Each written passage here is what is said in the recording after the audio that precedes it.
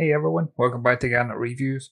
If you're on the hunt for a liveaboard, either as a permanent liveaboard or something you plan on spending an extended period of time on board for cruising, look no further. This is the perfect answer for you.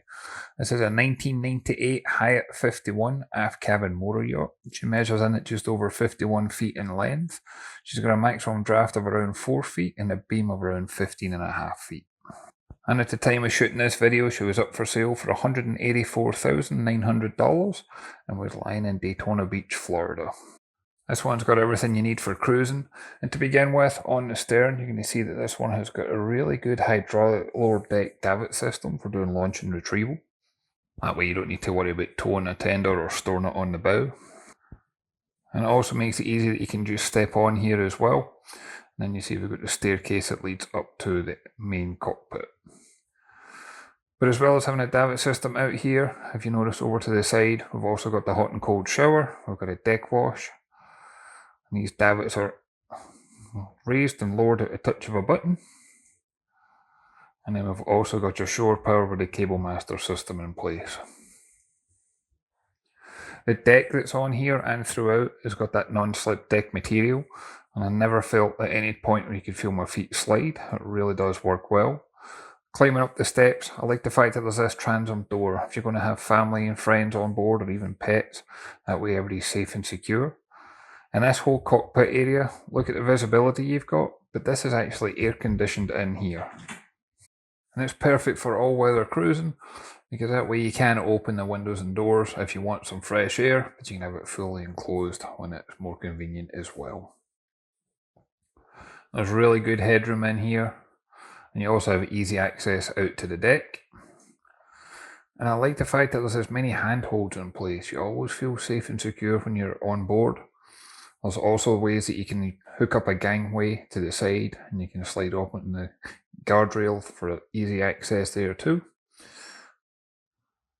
Plenty of room on the bow. You can turn this into a sun pad area. You can lay out and relax and sunbathe.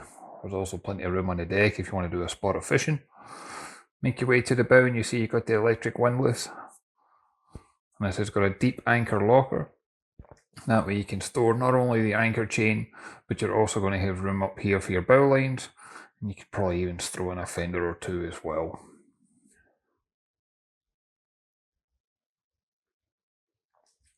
There's a deck wash system up here too. And then there's a pan the camera around. This one's got a timeless classic design. You can see that flybridge with the hardtop. And there's that gangway I referenced earlier as well. And notice all the windows have got the screens on there. That way it just keeps the Florida sun out and protects all the woodwork in the inside. And there's more of those handholds as we lead back into the aft cockpit.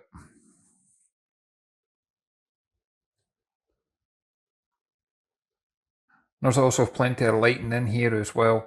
That way you can relax in here in the evening. As I pan the camera around again, you'll see we've even got a little drink section out here. We've got a TV mounted, then you can see that large AC vent as well. There's only a few short steps will take you up to the flybridge. But before that, we'll check out this ice maker. That way you can keep all your refreshments close at hand and beverages at the ready. And the flybridge can be closed off. And there's only one helm on board. You don't have a lower helm on this one. But as you notice as I walk in here, those large AC vents to both port and starboard. It's got a solid hardtop, and then it's got the canopy enclosure, so you've got the best of both worlds, because you can keep this fully enclosed with that AC running, or you can remove this in sections, or you can remove it completely. All depends on your cruising grounds and the weather outside. You got a full bank of electronics. You get your multifunction displays, your full engine instrumentation, you got your compass, your communications. Everything's been tastefully upgraded over the years. You can control the searchlight and the windlass from up here. And this hardtop gives you great headroom, but it's also got protection from the weather. And underneath the seats, there's more storage up here as well, but there's also plenty of seating that your family and friends can join you up here as you cruise. But on the back, as well as having those davits down below, we've actually got a deck crane up here as well. So you've got the option of storing a tender up here too. It's easy enough to make your way out there. But when you make your way into the accommodation, that's when this really feels like you're not going to want to go home when you come back into the marina. You're going to want to call this one home. It's got such a great setup. It's only got 2 staterooms, which I know is not going to suit everybody, but if you're looking for just having 2 staterooms, this is the boat to go for, because everything's proportioned so big. Look at the galley. You get the full height American traditional fridge freezer. You get a microwave convection oven. There's storage everywhere on board. You get your countertop space, and this is only just one side of the galley. Turn the camera around, and you're going to see here we've got your 3-burner stovetop, which you can use as countertop space as well. I like that setup where you've got the best of both options. And then down below you've got more storage, and then you've got a really large double sink, and I like the fact that this one's got that cover on the top, so again you can use that as a chopping board, you can use it as countertop space, whichever, but you've got the freedom to choose. And the faucet on here's also got that shower head retractable action, and that helps when it's coming to do things like the dishes or whatever. Moving forward, you get the dining area, and it's also like a lower saloon. It's really comfortable in here. And those are those large windows I showed you on the outside. Now most of the windows in here, they actually do open, so if you want fresh air and ventilation, you've got that option too. And when it comes to storage, they have tried to find every possible way of getting as much storage as possible. That includes underneath the seats. Now we've got a TV mounted up overhead. And that dining area, that actually converts to an extra double berth as well.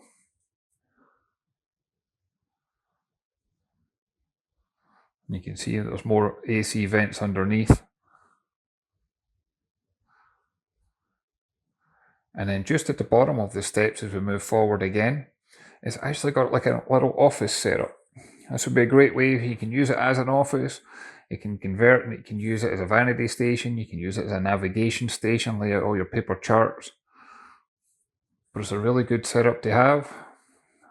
I just need to convince the wife and the bank manager this is the ideal spot to use for your YouTube channel. But again, there's more storage options here as well. And this looks like where it was originally one of the larger TVs rather than a flat screen. But you've got plenty of different ways of doing it. And if you notice, they've all got that locking mechanism, because this is a boat that's designed for going offshore, designed for handling all weather. And the last thing you want is drawers and lockers flying open when you're underway.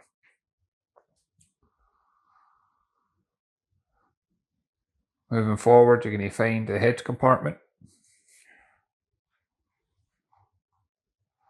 And this one's got space for all your toiletries and personal belongings. You got the toilet, and then you got the shower behind the door. There's 40-gallon holding tank capacity on board. There's 150-gallon fresh water, and there's 600-gallon of fuel. There's plenty of room in here. You can easily use that shower without any issues. And then on the bows where you're going to find the guest stateroom. As I said, there's only 2 staterooms on board, and look how large this cabin is for a boat of this size. It's so easy to access that island berth from either side. You can see the reflection on the mirror, just how much headroom there is on board. Again, you've got all your storage space options, opening portholes for both light and ventilation. This area converts where it could easily be used as a vanity station.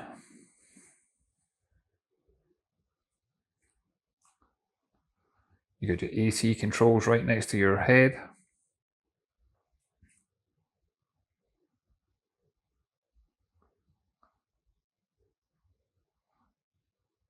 And then up overhead, we've also got a large hatch as well. I also like the fact there's an intercom system. You can keep in touch with everybody on board, including at the helm. But you've then got full height hanging locker space. It's illuminated.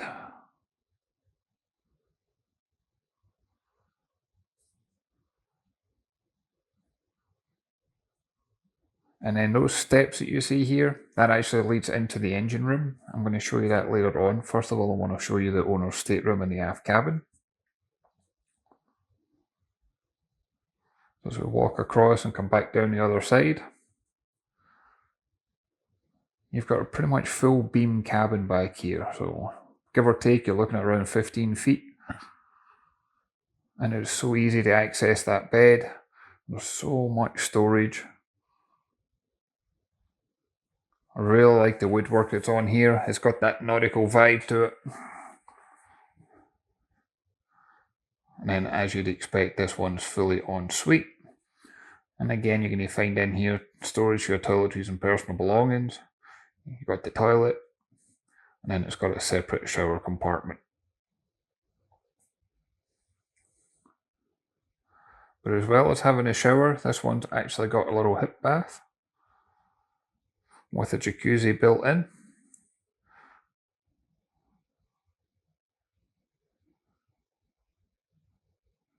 And then this one again has got the vanity station built in with the lights around the mirror as well.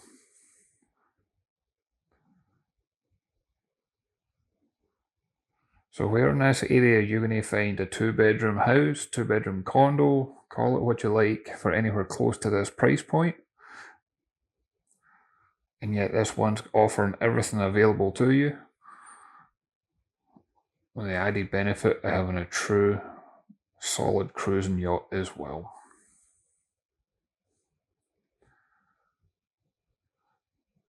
I mean, just look how much hanging locker space you have, lockers, drawers, storage underneath the bed. If you really wanted to call this a true liveaboard, you wouldn't need to have any concerns about the storage, because that's normally your biggest concern when it comes to staying on board for any length of time. And there's space here where you could put a TV if you wanted to. And then I'll take you into the engine room, and this one's got a pair of Detroit diesels. They're 671 TIB diesels. They're approximately 485 horsepower each. They got around 2,500 hours on the clock. In the right conditions, you can expect this to give a 15 knot cruising speed and a maximum speed of around 21 knots. You've also got a new 20 kilowatt generator. This was replaced in 2021. It's currently around 700 hours on the clock. But there's plenty of space down here that if you need to do your day-to-day checks, as well as your service and maintenance, it's all easy to do. There's plenty of room in here for keeping a lot of your spares, especially if you're going to be cruising.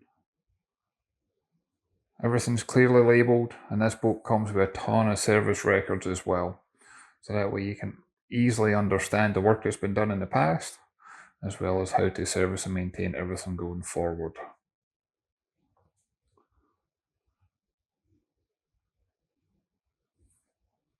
And as much as this has got all your engine instrumentation and electronics, I like the fact that we've got the sight tubes on the fuel tanks, as well as on your separators, for that extra peace of mind. I'd like to thank Joe for the opportunity to come on board and check this one out with you. When it comes to value for money, this is probably one of the best boats I've seen on my channel so far. I personally would love to one day live on a boat. I spent a lot of time on a boat when I was a kid, when my dad had one. And it's just such a different way of living.